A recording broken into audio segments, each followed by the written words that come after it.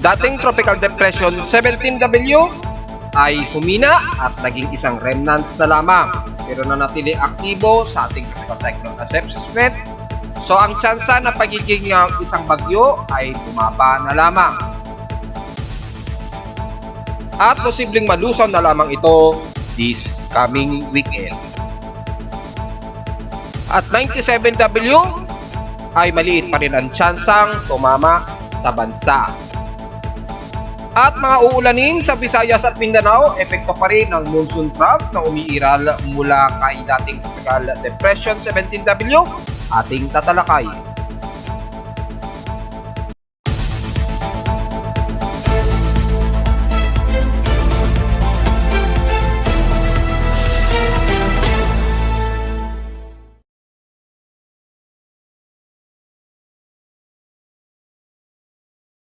Hello, good morning mga folks. Welcome po muli sa ating daily weather bulletin at analysis para sa araw ng Huwebes, November 16, 2023. Oras nating voice front ngayong umaga ay alas 10:03 na ng umaga.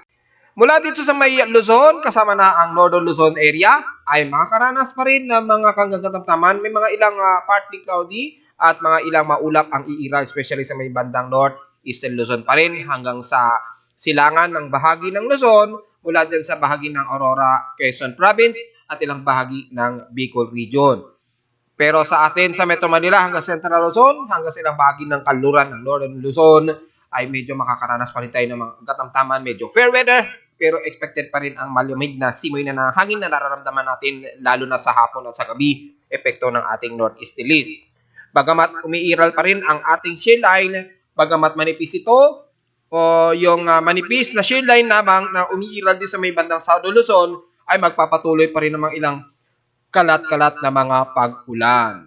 Sa ating current conditions, overcast po, gloomy, klaro at few clouds pa rin umiiral dito sa amin sa Caloocan at medyo sunny day ang umaga natin dito sa amin sa Caloocan. At makikita natin sa ating live CCTV snapshots ang medyo maulap pero may mga ilang few clouds and partly cloudy ang umiiral. Tuloy-tuloy pa rin dahil sa ating manipis na shear line pero bumubungsod na ang ating amihan. Sa ating lowest temperature na natala na weather station kaninang 5:49 AM, nakapagtala kami ng lowest of 25.5 degrees Celsius. At kahapon naman nakapagtala naman kami ng pinakamataas na temperatura pero very comfortable to at 30.1 degrees Celsius. Kahapon ito ng 9:23 AM. Ibig sabihin napakababa ng inasahan naming heat index kahapon at 36.3 degrees Celsius lamang.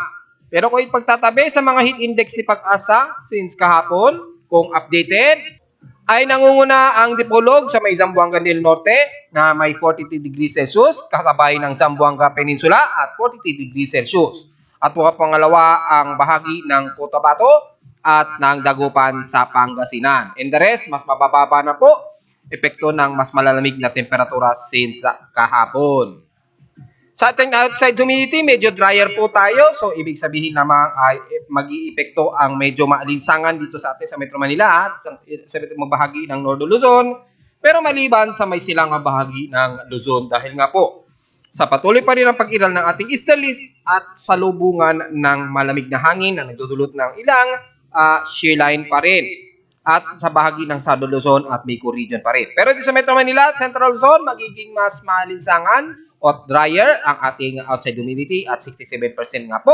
Pero mataas ang ating atmospheric pressure na bunsod po ng dahilan kung bakit hindi nagde-develop o lumalakas ang ating mga low pressure area systems dahil sa umaabot sa bandang Southern Luzon ang lawak ng high pressure area natin. Nasa 1,014 hectopascals ang atmospheric pressure natin sa Metro Manila base sa weather station dito sa Caloocan City.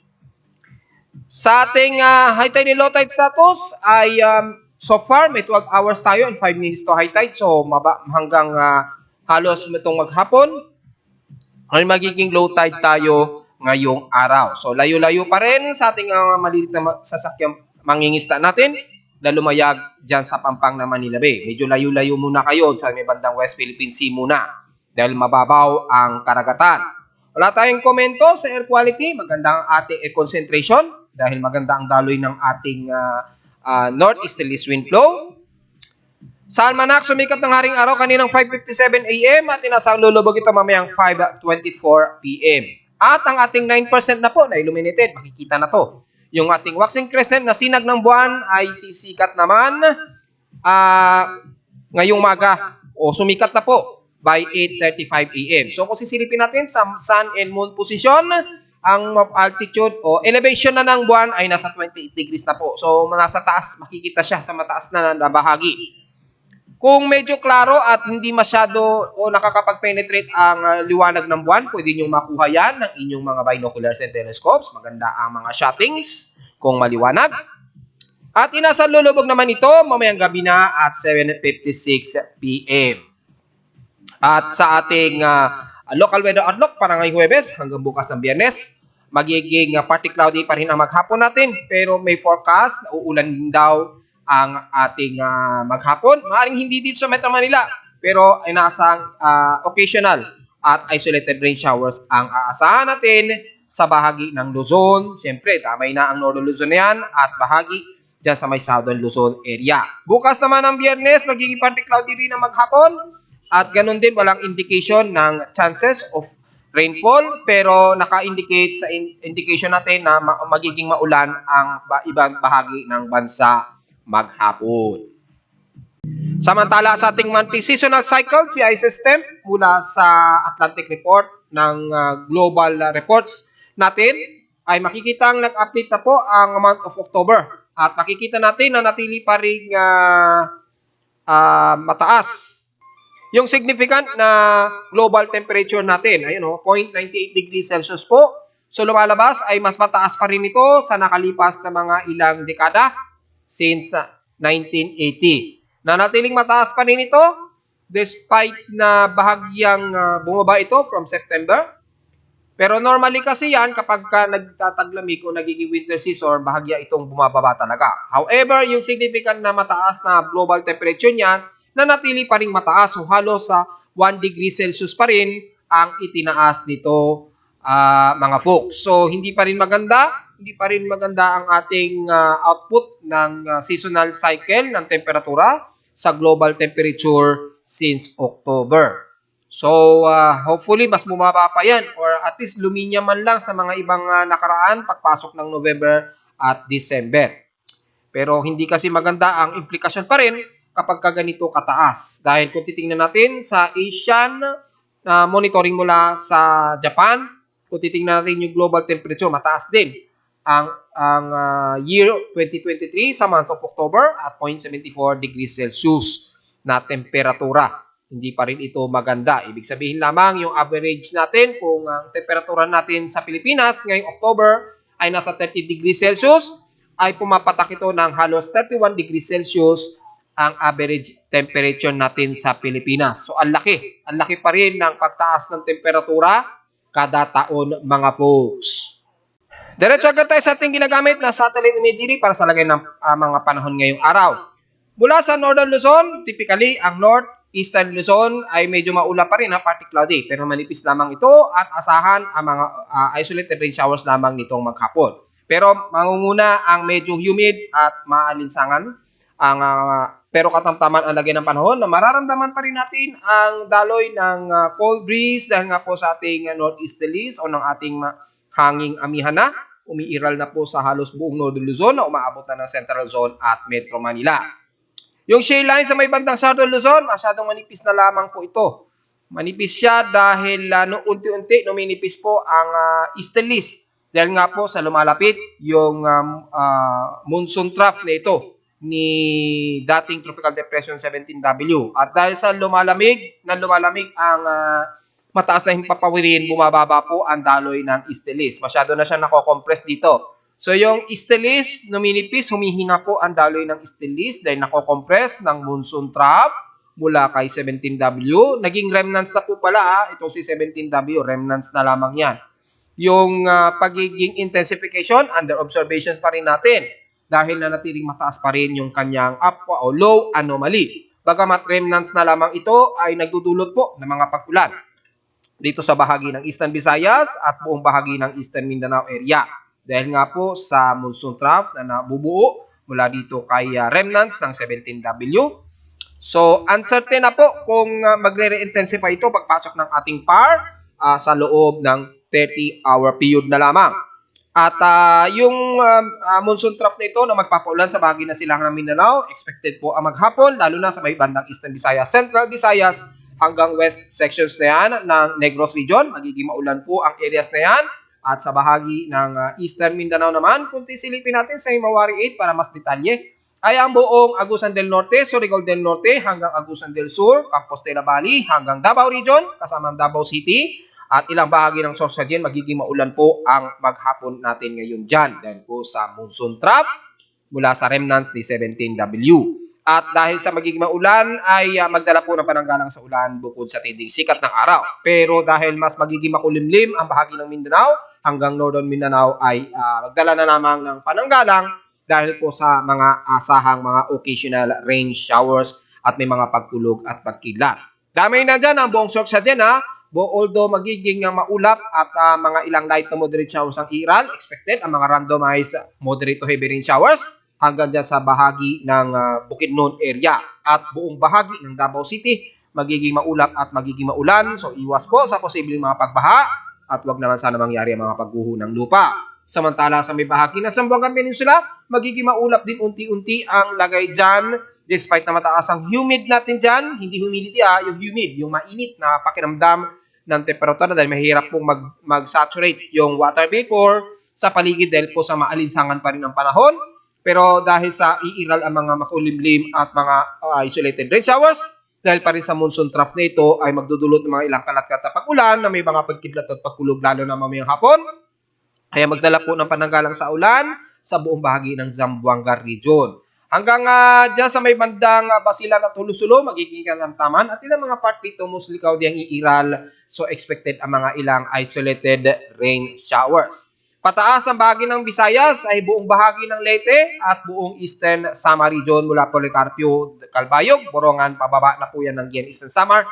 Magiging maulan din ang lagay natin dyan. Expected po ng maghapon dahil nga po sa monsoon trough mula sa remnants ni 17W. And extend yan hanggang Central Visayas. Sa Cebu, Bohol, secure man yan hanggang Dumaguete, magiging maulap po at isolated rain showers.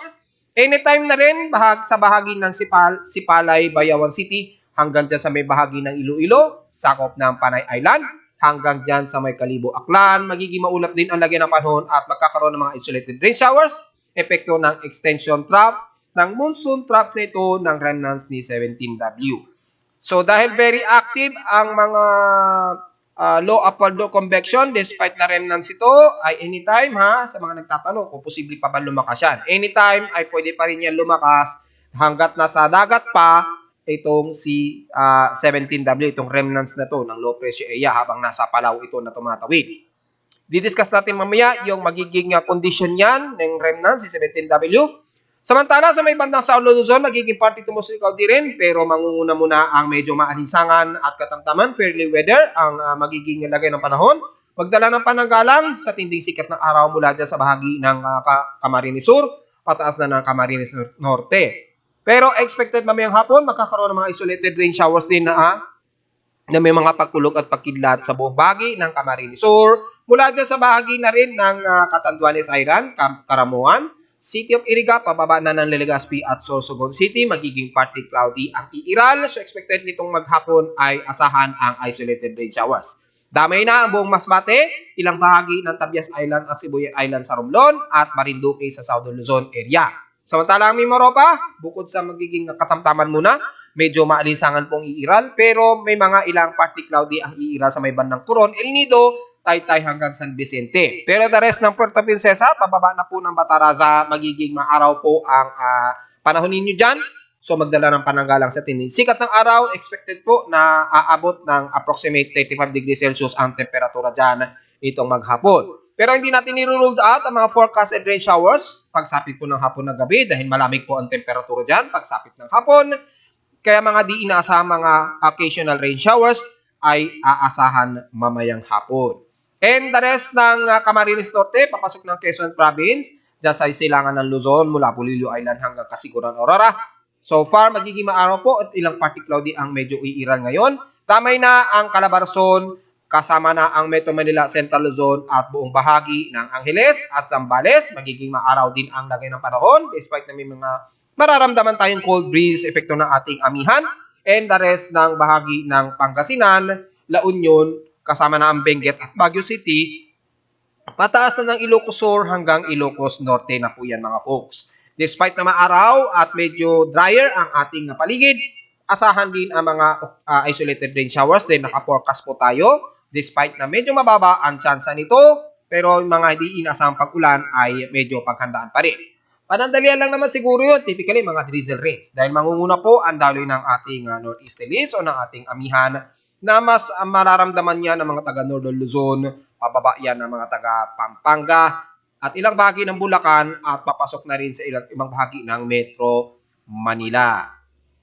Samantala sa lagay naman ng ating tropical cyclone na minomonitor mula sa aking computer-generated tropical cyclone sector, itong si dating tropical depression 17 ay according sa aking tropical cyclone sector, although namamagitan ito bilang tropical depression at low pressure area dahil halos stationary ito na ganyan ang sitwasyon. Mataas na po ng bahagi ang kanyang central air pressure at 1,007 hectopascal. So, base sa ating actual satellite imagery, halos remnants na lamang po itong C-17W. Kaya lang, dahil sa malawak nitong monsoon trap na nagpapaulan sa buong isla ng Palau at yung extension niya umaabot nga po sa bahagi ng Eastern Visayas at Mindanao region. At dahil dyan, manatiling antabay o naka-stale yung monitoring natin dyan kung magkakaroon pa ng re-intensification. Dahil kung titingnan natin ay yung sa aking mga primaries ay inalis na ito bilang isang active low pressure area, nanatili na lamang ito bilang isang remnant. So sa loob ng 24 to 48 hours, posible rin itong magiging under dissipation. Pero hanggat mataas yung upward low niya ay nanatili itong naka-stale as low pressure or remnants na low pressure area. So far ay ang kanyang wind speed ay 37 km per hour pa rin at 37 km per hour yung kanyang average wind speed, and ang kanyang bugso ay maabot ng 47 km per hour in 1 minute average wind speed, at napakabagal na kilos ito pa northwestward sa bilis na 9 km an hour. Well, halos yung namataan pa rin ang sentro nito. Sa layong 1,095 km silangan pa rin ito ng southeastern ng Mindanao.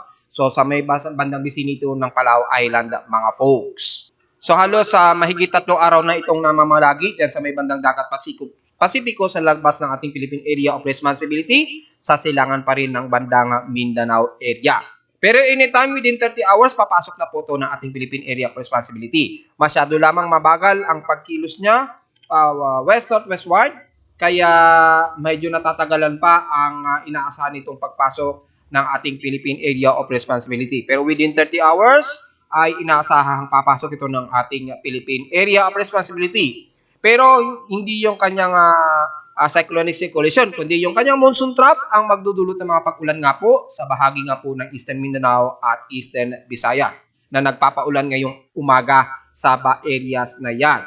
So ingat po sa mga potensyal na pagbaha dahil magiging maghapon po ang magiging dynamic na dulot ng pag-ulan dahil nga po sa monsoon trap na galing kay remnants of dating tropical depression 17W. Kung pagbabasehan naman natin ang aking global ensemble forecast system na auto-generated, so far ngayong umaga, ang oras nito in UTC time ay 1800 pa rin. So makikita natin yung significant na magiging possible track pa rin niya ay pa west-northwestward. At ito ay kikilos pa rin palapit ng bandang Eastern Visayas. At according dito ay maaring tamaan ang bahagi ng dyan sa may bandang Gian, Eastern Samar. So magiging apekto sa ilang bahagi ng Leyte, Surigao del Norte at Eastern Samar region. Kung magtutuloy-tuloy ang sirkulasyon nito na lumapit ito pero pinapakita ng mga forecast and symbols at mga computer models paglapit dito sa bahagi ng silangan ng Visayas ay magkakaroon na siya ng under dissipation progress. Ibig sabihin malulusaw ito according sa mga computer models paglapit nito ng Eastern Samar area. So lalapit ito sa bahagi na yan by this coming weekend. So, mga this weekend, lalapit na ito sa may silangan ng Samar region or ng parting Leyte area o pagitan. Depende po yan sa magiging kilos pa rin niya. Pero yung mga forecast ay indication by this weekend, lalapit ito ng Samar. At this weekend din daw ay pinapakita na ito ay malulusaw. At kung pagbabasahin naman natin ang ating tropical cyclone assessment monitoring, nakikita nga po mula dito sa global spectral model ay paglapit nito ng bandang Eastern Visayas area, itong si dating Tropical Depression 17W ay makikitang mag-under dissipation progress na po siya.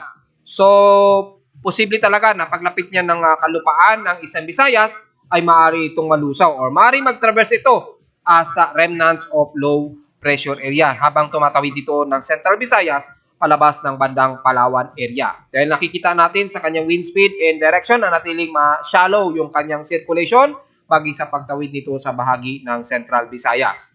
So, titingnan natin yung progress kung magiging mananatili siyang remnants habang tumatawid sa kalupaan ng bansa. Expected po ang mga pag-ulan pagdating niyan ng weekend. By weekend po ito, lalapit ng silangan ng Visayas ha. So, be ready mga folks. At kung pagbabasin natin ang mean sea level pressure niya ay nanatili itong remnants o shallow remnants ng kanyang atmospheric pressure around 1,008 to 1,006 hectopascals. Pero wala na itong nakikitaan ng pag-intensification o maging isang ganap na bagyo o mas malakas na bagyo dahil nga po sa malawak o mas bumaba yung portion na ito ng high pressure area natin. Bumaba ito ng Southern Luzon kaya nagkaroon ng interruption sa pagdevelop nitong si 17W. Kaya ito na rin ang magiging factor na sa paglakas ng shear circulation sa outer ng atmospheric pressure na mataas na ito ay mag-i-interrupt sa paglakas nitong C17W. At kung pagbabasahin natin ang computer models, ganun din ay pinapakita ni GFS maging kay ECMWF pero natili itong nagre-remnants habang inaagaw ito ng remnants ng shear line pagitan nito ng shear line dito sa may bandang Southern Luzon. So dito ito nagkakaroon ng progress of dissipation according dito sa computer models. Samantala kay NAVGEM ay pinapakita naman si 97W ay kikilos nga ito pa north-northwestward at walang significant na ipinapakita na tatama o lalapit ito sa kalupaan ng bansa. Bagamat napakalayo pa ni 97W, so titingnan natin dahil posible may sumunod kay 97W mga folks ha. So yan ay ating obserbahan. Hindi masyado natin tinututukan si 97W dahil according sa ating global spectral model ay nanatili itong tropical wave. At pinapakita naman dito ay papasok din ito ng ating Philippine Area of Responsibility. Probably may mga this coming weekend din na inaasahan daw na lalapit o papasok ng ating PAR itong si 97W. Bagamat napaka-shallow, titingnan natin yung magiging progress ni 97W at i-update natin yan anytime at bukas sa ating susunod na report. At dahil sa mga epekto ng mga pag-ulan, expected na magiging mataas daw ang pagbaha according sa Data PhilHealth Pag-asa sa kanilang General Flood Advisory and Warnings sa buong area ng Bicol Region at Quezon Province. Kasama na bahagi ng Laguna at ilang parte ng Quezon City, nakataas daw, at ilang bahagi ng Laguna, kasama na ang Laguna de Bay, at papasok ng Lucena City hanggang Gamaca Lopez sa Quezon Province at ang buong bahagi ng Bicol Region. Sa Mimaropa, ang Mindoro area ay nakataas daw sa red flood warning at sa may bahagi naman ng Eastern Visayas mula Catbologan, Leyte at bahagi ng Surigao del Norte at ilang bahagi ng Agusan del Norte ay nakataas sa moderate na tsansa daw na babahain. So take note na lamang mga folks at ingat sa potensyal na pagbaha kung sakaling magtuloy-tuloy at magkaroon ng mga tuloy-tuloy na heavy rain shower sa inyong lugar, expected ang mga areas na ito na bababain. So, paghandaan natin just in case. At narito naman ang 3-day to 8-day weather forecast para sa araw ng Huwebes, November 16, 2023.